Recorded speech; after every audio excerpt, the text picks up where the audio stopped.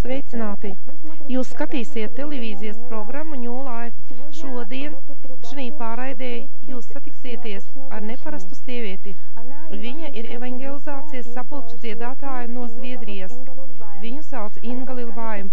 Viņa jums pastāstīs sīkāk par sevi. Lūdzu, Inga Lilvājum.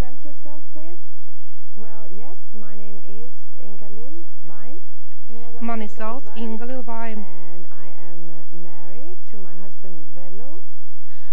Manu vīru sauc Velo. Man ir 2 bērni, meitenīte un puisīts. Tas ir īsumā par sevi. Un vēl gribu papildināt, teikt, ka esmu kristiete, esmu mantojusi jaunpiedzimšanu. Vēl es dziedu.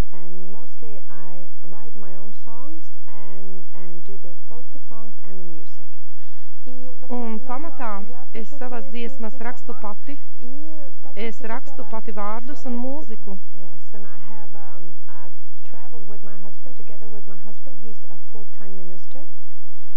Daudz esmu braucienos kopā ar savu vīru, tāpēc, ka viņš ir Dieva kalps un mācītājs.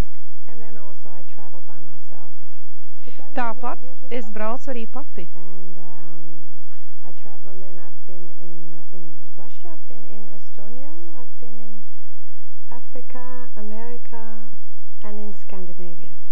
Es biju Krievijā, Amerikā, Igaunijā un Skandināvijā.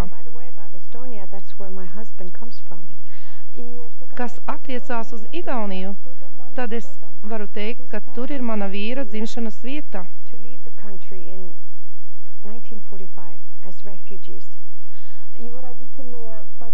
Viņa vecāki atstāja Igauniju 1945. gadā.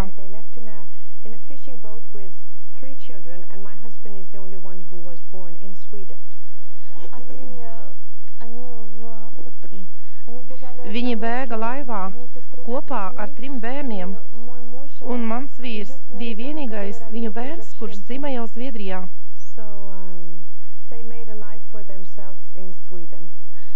Viņi uzsāka dzīvi Zviedrijā.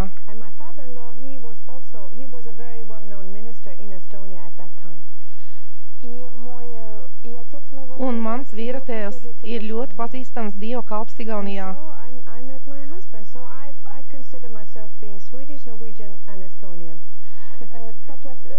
Vēlāk, kad es sastapu savu vīru, tad es tagad uzskatu sevi, ka esmu norvēgiete, zviedriete un igauniete. Igaunijā es biju 3 vai 4 reizes. Es ceru, ka jūs kādreiz atbrauksiet uz Latviju.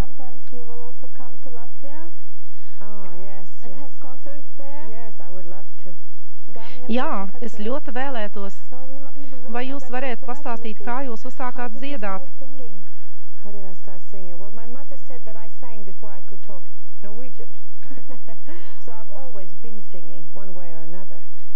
Mana māte man stāstīja, ka es sākusi dziedāt pirms sākusi runāt.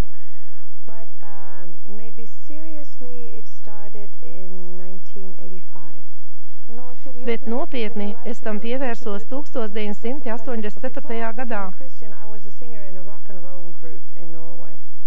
Līdz tam laikam, kad es kļuvu kristiete, es dziedāju rock'n'roll grupā.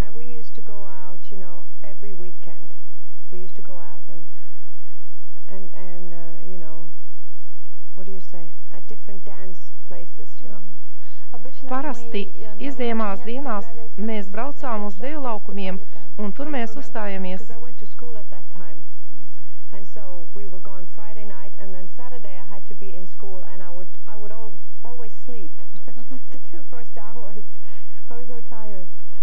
Tanī laikā es mācījos skolā, un tā kā brīvdienas mēs pavadījām uz deju laukumiem, tad stundās parasti man nāca miegs.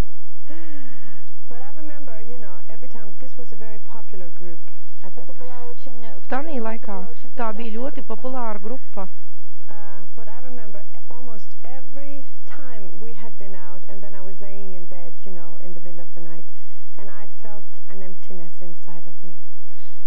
Bet gandrīz visu to laiku pēc uzstāšanās, kad es braucu mājās un kad gāju gulēt, ja pirms iemikšanas es visu laiku izjūtu sevī tukšumu. Un šis tukšums vienmēr izsekoja mani, un es nekād nevarēju no viņa atbrīvoties.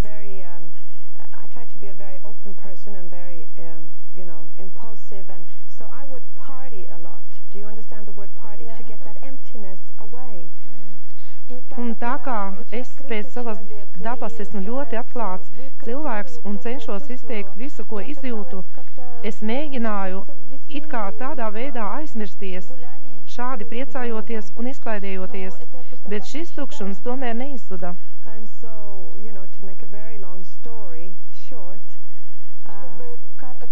Lai īsumā pastāstītu to, I cannot remember what year it was, but I can remember that there had been an evangelistic group, singing group in my hometown.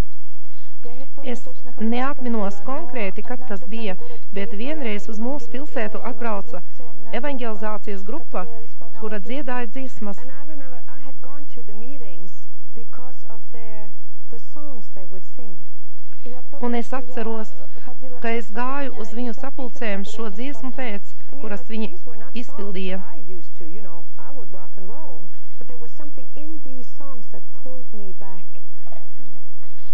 Bet šīs dziesmas nebija tādas dziesmas, kādas es izpildīju, bet šajās dziesmās bija kaut kas tāds, kas lika man no jauna nāk un klausīties viņās.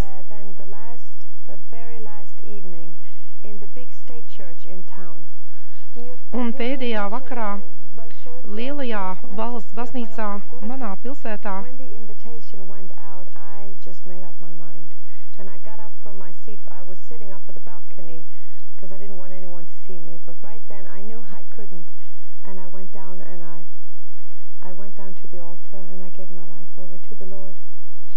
Tanī vakarā, kad tika dots aicinājums pieņemt glābšanu, es sēdēju augšā balkonā, tāpēc, ka es baidījos, ka kāds ieraudzīs mani, un tomēr es pieņēmu lēmumu atdot savu dzīvi Kristum, un es nolaidos no balkona, piegāju pie altāra un izdarīju to, lūdzot Dievu.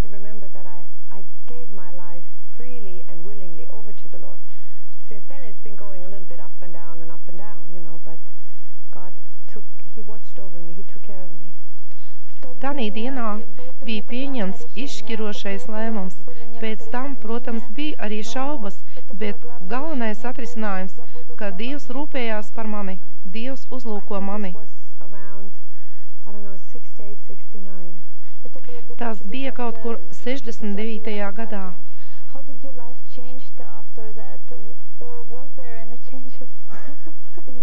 Vai izmainījās jūsu dzīve pēc tā visa? Tanī laikā es vēl biju pavisam jauna. Un es nezināju nevienu baznīcu, uz kuru es varētu iet.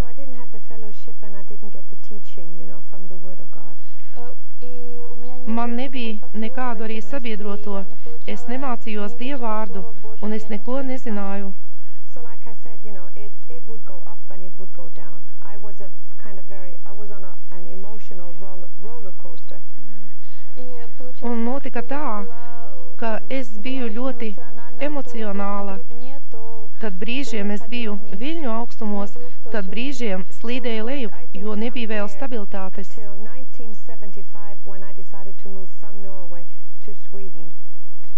Un tāda nedrošība turpinājās līdz 75. gadam. Tad es nolēmu pārbraukt no Norvēģijas uz Zviedriju.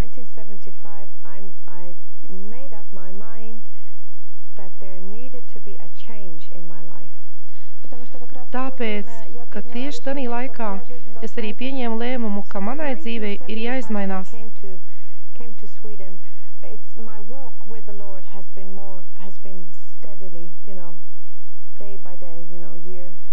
Un no tā laika, no 75. gada, man dzīves ceļš ar kungu palika daudz maz līdzens. Tanī laikā es arī satiku savu vīru, kurš bija patiešām Dieva cilvēks.